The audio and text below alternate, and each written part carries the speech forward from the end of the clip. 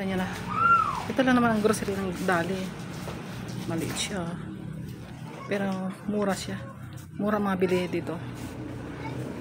Baby, ano? Mamaya may ice cream. Ano yung gusto mo dito? Kaya pala. Ang reason, kaya mura. Kasi Dali informs. Dali informs why don't we have burgers?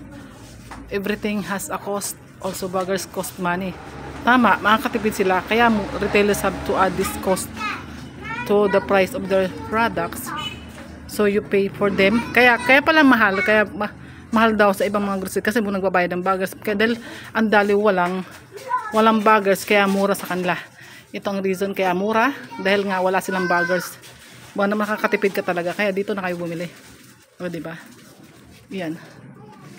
Tapos hindi sila ng bags. Kaya go na kayo sa Dali. Ayan. Wala silang burgers. Konti lang tao nila.